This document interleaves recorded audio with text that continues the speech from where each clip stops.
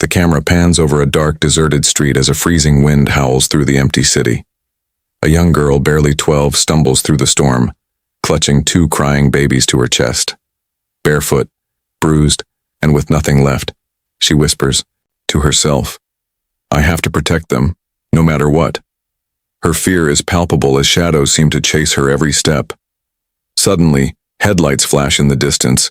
An unfamiliar car pulls up beside her. A man steps out, his intentions unknown. What will he do? Will he help? Or will he become another threat? With the cold night closing in, the fate of the girl and her brothers hangs in the balance. What happens next will change their lives forever. Watch until the end, because the final twist will leave you speechless. Don't miss it. Click to find out how this desperate escape turns into a miracle. What happens when a stranger becomes family? If you are new here, then please subscribe this channel and show thumbs up by liking the video. Now let's move to this wonderful story. The cold wind sliced through the streets like a razor, cutting into everything it touched. The city was silent, blanketed in a chilling stillness that seemed to freeze time itself. At 3 a.m., when most of the world was tucked safely in bed, there was only the sound of the wind howling and the distant hum of the city that never fully slept. In the shadows of the darkened streets, a small figure stumbled forward, barely able to stay on her feet. Clara was only 12 years old, but she carried the weight of a world that seemed to be collapsing around her. Her feet were bare, her toes raw and bloodied from walking on the cold, unforgiving pavement. She wore no jacket, nothing to protect her from the freezing night air. In her arms, she clutched 2 tiny babies, her twin brothers, Lucas and Theo. Their fragile bodies were wrapped in threadbare blankets, doing little to shield them from the biting cold. As Clara moved forward, her body trembled, not just from the cold but from fear and exhaustion. The twins, only a few months old, whimpered softly in her arms, their tiny cries barely rising above the sound of the wind. Clara pressed them closer to her chest, whispering a lullaby she barely remembered. It was the same song her mother used to hum to her, back when their world had been filled with warmth and safety. But that world was gone now. Clara's mother had passed away suddenly, taken by cancer in a cruel, quick battle that left no time for goodbyes. The house that had once been filled with laughter and the smell of home-cooked meals was now a dark, empty shell. After her mother's death, everything changed. Her father, Mark, had drowned in grief and alcohol, losing himself in a bottle the moment his wife had passed away. He had been a kind man once, but now he was nothing more than a storm of rage and violence. Clara had learned to survive under his roof, bracing herself for the inevitable outbursts, the crashing bottles, the slamming doors. She had grown used to the sound of his fists pounding against walls, the way his voice would slur with anger as he cursed everything around him. But that night, everything had been different. Clara's heart pounded as she remembered the events that had led her to this moment. Her father had grabbed Lucas from her arms, his grip tight and painful as he yanked the tiny baby away from her. The baby's cries echoed in the house, but Mark had been too far gone in his drunken rage to care. "These brats ruined my life," he had snarled, his face twisted in fury. Clara had never dared to fight back before, but that night, something inside her snapped. She had screamed, a desperate, raw cry that shocked her father just long enough for her to grab Lucas back and run. With Theo still in her arms, she had bolted out the door and into the night. She didn't know where she was going, only that she had to get far enough away from him, away from the man who had promised to be her protector, but had become her worst nightmare. Her legs ached from the constant running, but she couldn't stop. Her feet bled from the pavement and hunger gnawed at her stomach, but she kept going. There was no time to think, no time to rest. Every shadow felt like her father. Every distant siren made her heart race with fear. She couldn't let him catch up with them.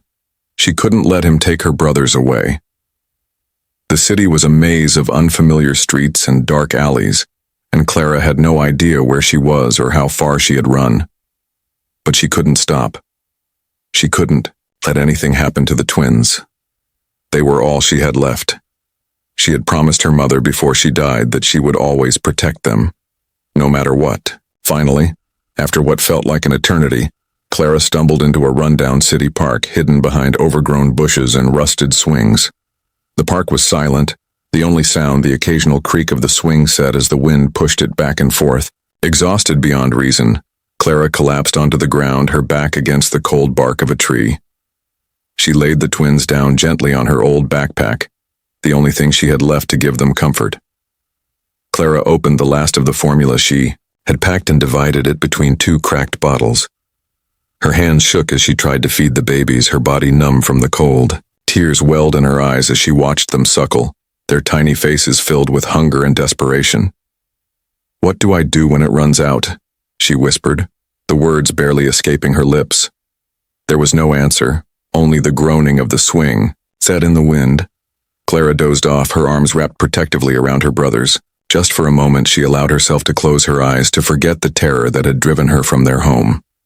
But the cold kept her awake, and the fear kept her moving forward, even in her sleep. That was when everything changed. As Clara slept, unaware of what was about to happen, a car drove by, its headlights cutting through the darkness. It slowed as the driver noticed something in the distance, a small figure stumbling, barely able to stay on her feet, with two tiny babies in her arms. The car came to a stop and the door flew open. The man who stepped out wasn't prepared for what he was about to find. He was a stranger to Clara, but what he did next would change all of their lives forever. The car's headlights shone brightly into the darkened park, casting long shadows across the neglected swings and rusting play equipment. The sound of the engine slowing broke through the stillness of the night. Inside the vehicle, Ethan Maddox, a successful entrepreneur known for his cold and calculating approach to business, was on his way home from a late-night meeting. His mind was already on the tasks awaiting him the next day, but as he drove through the quiet streets, his attention was suddenly pulled to something out of the ordinary. There, at the side of the road, was a small figure, barely standing, a child, clutching two babies in her arms.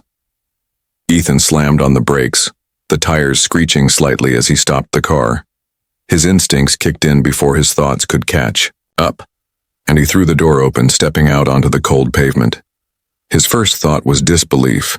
Who would leave a child out here at this hour? Why was she alone in the park with two infants? As Ethan hurried toward her, his eyes quickly scanned the scene. The girl was clearly struggling to stay on her feet, her face pale from the cold, her hair tangled and matted from the night storm. But it wasn't just her condition that made Ethan's stomach tighten. It was the way she held the babies, so carefully, so protectively, as if her entire world depended on them. Ethan was no stranger to hardship, having grown up in a tough environment before building his wealth. But he had never seen anything like this. The little girl, no older than 12, looked like she had been through hell. Her bare feet were cut and bruised, her clothes threadbare, and her eyes filled with fear. Despite the circumstances, there was something in the way she held her brothers that spoke of an unwavering strength. "Hey," Ethan called gently, trying not to startle her. "Are you okay? What happened?" Clara, barely able to lift her head, looked at him through tired, tear-filled eyes. She didn't trust anyone, not after everything she'd been through. But there was something about this man, the way he looked at her with concern rather than judgment, that made her hesitate. I need to keep going," she whispered, her voice barely audible over the wind. "I can't stop. They need me." Ethan's heart clenched at the words. She was just a child, alone, with two helpless infants to care for, and she didn't even feel she could stop to rest. It was clear that whatever had brought her to this point, it wasn't a simple accident, it was survival, pure and simple. "You don't have to keep running," Ethan said, his voice firm but gentle. "You're safe now." Clara's trembling, hands tightened around the babies as she glanced around, her anxiety evident. "You don't understand," she mumbled. "They'll come for us. I can't stay here. He'll find us." Ethan glanced down at the twins. The babies, though too young to understand, were whimpering softly, their tiny faces pale from the cold. Their cries tugged at Ethan's heart in a way he hadn't expected. No child, no matter the circumstances, should be left to suffer like this. He didn't know exactly what had happened, but it was clear that whatever it was bad. And whatever this little girl had endured, she had fought to protect her brothers.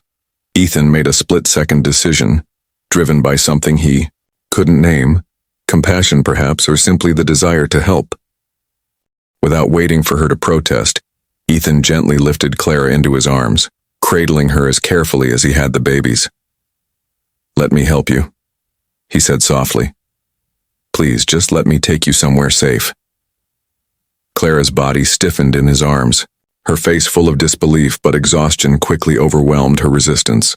She had nothing left in her, no strength, no plan, no hope. She was just a child, and the weight of the world had pressed her down so hard that it was all she could do to breathe. "It's okay," Ethan whispered, trying to calm her. "We'll get you all warm. We'll take care of you." Clara couldn't respond. She was too exhausted to speak, too worn out to argue. The last thing she remembered was the soft hum of the car as Ethan drove them away from the park, away from the storm that had been chasing them for so long. As they arrived at Ethan's home, a sprawling estate on the edge of the city, it seemed to be the sanctuary Clara had been desperately searching for. The large house, lit softly from within, felt warm, almost inviting, like a place of refuge in the middle of an endless night. Ethan hurried inside with Clara and the twins, and his wife Megan met them at the door. Megan's eyes widened with shock at the sight of the children. She was a former nurse, and immediately her instincts took over. She reached for the babies first, noticing their blue lips and cold bodies, and then quickly turned her attention to Clara, who was clearly in shock. "What happened?" Megan asked, her voice soft but urgent. Ethan looked at her, his face grim. "I don't know exactly, but these kids need help. They've been through something bad. We need to get them warm and get them some food." Clara didn't speak as Megan carefully took the twins from Ethan's arms, wrapping them in blankets and checking them over. Clara, too exhausted to protest, allowed Ethan to gently place her on the couch. Megan's hands were steady as she worked, but her heart was heavy with sadness for the little girl who had suffered so much. "We'll take care of them," she said, glancing at Ethan. "We'll help them. But first we need to get the full story. What happened to them?" Ethan sat down next to Clara, his eyes filled with concern. "You're safe now, Clara," he said softly. "You and your brothers are safe here. You don't need to run anymore." But Clara, still frightened, couldn't believe it. The words safe and home felt foreign to her. She had run so long, lived so much in fear that she couldn't grasp the idea of a place where she would be protected, where no one would hurt her or the twins. "He'll find us," she whispered. "My father will find us." The truth of what had happened to her and her brothers would soon be revealed, but for now they were safe in this strange, unfamiliar house, a place that could become their new home if they would let it. And for the first time in a long while, Clara allowed herself to close her eyes, knowing she was no longer alone.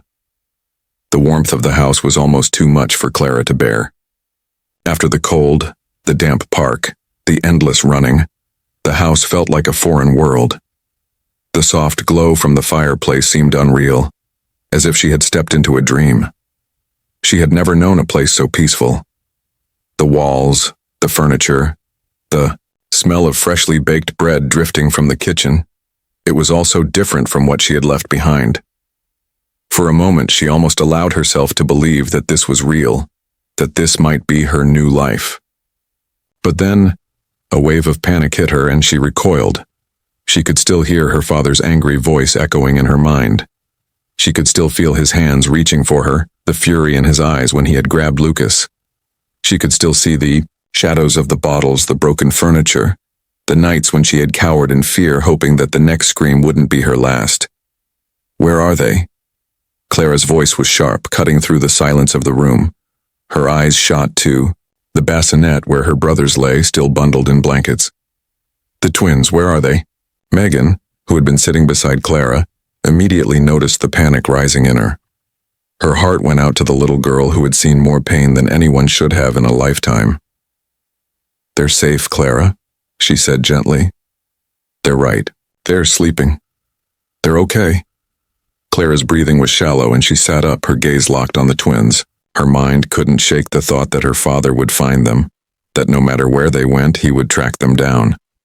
She couldn't rest. She couldn't relax. She had never been allowed to feel safe. Not in that house, and certainly not now. Ethan, who had been pacing the room, stopped and looked at Clara. His heart ached seeing her so distraught. This little girl, who should have been living a carefree life, was holding on to the last remnants of a nightmare. He approached her slowly, trying not to startle her.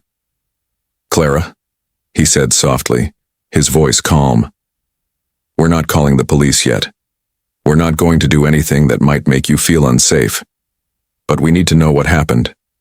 We need to understand what you've been through." Clara's eyes flickered to him and she hesitated. She had been on the run for so long, trying to protect herself and her brothers. Trusting anyone felt impossible. But there was something in Ethan's eyes that made her think, just for a moment, that maybe she could. He's not really my father anymore," she began, her voice trembling. "Not the man he used to be." Clara's words came out in bits and pieces, fragmented and painful. She had never spoken of her father like this to anyone. She had never admitted the truth even to herself. But now, in the warmth of this stranger's home, the truth began to spill out, raw and painful. "My mom died when I was younger," Clara said, her voice barely a whisper. "She was the only good thing in our house. She made everything feel safe. She would sing to me and the twins, cook meals, and everything was fine, until she was gone. When she died, he just changed. He didn't know how to deal with it, so he drank. A lot." Her eyes filled with tears, but she quickly wiped them away. She couldn't afford to break down now. Not when she was so close to safety. But it was too much to keep in. Her tiny shoulders shook with the effort of holding back her emotions. "After that, he wasn't the same man," Clara continued, her voice breaking. "He started hitting things, yelling at me, yelling at them." She motioned to the twins, who were still fast asleep in the corner, unaware of the storm that had almost taken their lives. He started calling them useless. Burdens. He didn't care about us anymore, and then he grabbed Lucas. He pulled him away from me, screaming that he was ruining his life. I thought he was going to kill him." Megan's eyes filled with tears and she reached out, gently taking Clara's hand. "You did the right thing, Clara," Megan said softly. "You did everything you could to protect them." Clara looked down at her hand in Megan's and felt a strange warmth in her chest. It was the first time anyone had told her she had done the right thing. For so long, she had been made to feel like she was the problem, that everything was her fault. Now, in the presence of these kind strangers, she was beginning to feel like she wasn't just a scared, broken little girl. Maybe, just maybe, she could be something more. "I ran," Clara said, her voice shaky but stronger now. "I grabbed Lucas and I ran. I didn't know where I was going. I didn't have a plan. I couldn't let him take them. I couldn't let him hurt them." Ethan looked at her, his heart aching for this little girl who had been through so much. "You did what you had to do. You saved your brothers, Clara. You're a hero."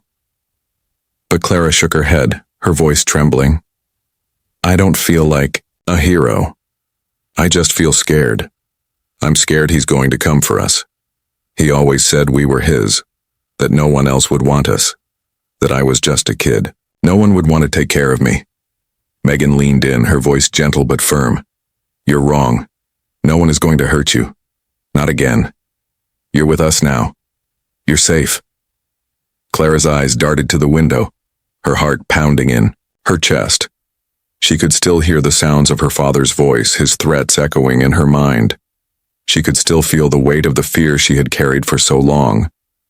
But as she looked at Ethan and Megan, she saw something she had never seen before: kindness, real unwavering kindness. The doorbell rang, pulling her from her thoughts. Ethan exchanged a quick glance with Megan before walking to the door. He looked through the peephole, his eyes narrowing in surprise. "It's him," Ethan said, his voice low and tense.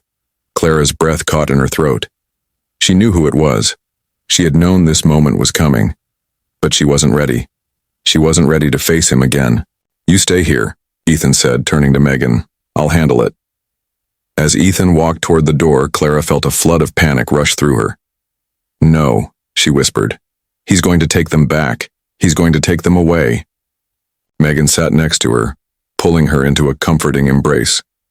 He won't, Clara, I promise. But in that moment, Clara couldn't help but wonder, would they really be safe? Or would the nightmare she had been running from finally catch up to her? The sound of the doorbell echoed through the large house, sharp and unnerving. Clara sat frozen, her heart thundering in her chest as she watched Ethan move toward the door.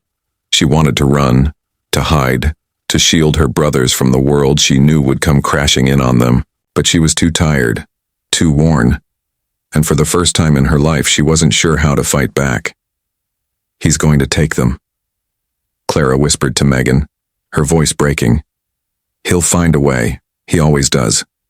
He'll never let me protect them. I'm just a kid. Megan wrapped her arms around Clara tighter, pulling her close. You are more than just a kid, Clara, she said softly, her voice firm with conviction. You've shown more strength than anyone could ever imagine. No one can take your brothers from you, not now, not ever. Clara felt a tiny spark of hope flicker inside her, but it was fleeting. The fear of what might happen next gripped her, heart threatening to pull her under once again. Outside, Ethan was speaking to someone through the intercom, his voice calm but laced with a tension Clara could feel all the way across the room. She couldn't hear the words clearly, but she could tell from his posture, his shoulders tense, his jaw clenched, that something was about to happen, something that would change everything. Megan stood up, gently pulling Clara with her. Come on, she said softly, guiding her toward the living room window. Let's watch. We'll face this together. Clara moved reluctantly, her legs still weak from the long night. As they reached the window, she looked out and saw the figure standing by the gate, Mark, her father. His disheveled appearance made her stomach turn. His eyes, bloodshot and wild, were locked on the house with a desperation she had seen too many times before. It was a look she knew all too well, the look of a man who had nothing left to lose. He found us, Clara whispered, her voice full of disbelief. He's here. Megan took a deep breath, her hand resting on Clara's shoulder.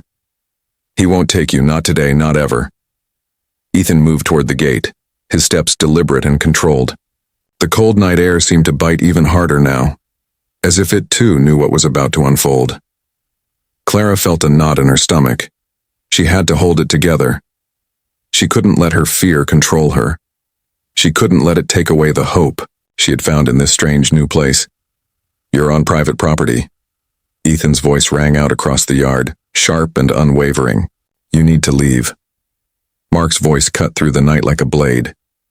You think you can just take them from me? They're mine. You rich bastards think you can steal my family? Clara's heart pounded in her chest as she watched the exchange. From the window. Ethan's words were firm, but Mark's were filled with fury. They're not yours, Ethan replied, his voice calm but filled with a quiet strength. They're human beings, and you will never touch them again. For a moment, there was only silence. Then Mark spoke again, his voice thick with anger and brokenness. We'll see about that. I'll get the cops. They'll make you give them back. Clara flinched at the words, her stomach twisting with fear. What if he did call the police? What if the authorities didn't believe her, didn't understand the nightmare she had escaped? The thought of losing her brothers, of being forced back into that world with her father, was more terrifying than anything else she could imagine. He won't hurt you anymore, Clara, Megan whispered, her voice barely audible. You're not alone. We won't let him take you. We won't let him hurt anyone ever again. Outside, Ethan's posture didn't shift. You need to leave now, he said, his words like steel. I won't ask again.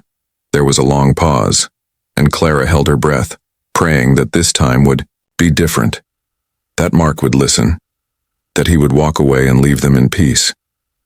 But then, without warning, Mark stepped back from the gate and turned toward the street. "We're not done here," he muttered, his voice dripping with venom. "This isn't over." Ethan didn't flinch. He remained where he was, his gaze never wavering. "You've already lost," he said quietly. As Mark retreated, Ethan stood at the gate for a moment longer, making sure the man was really gone. Clara watched him from the window, still feeling the tension in her chest, the fear that wouldn't leave.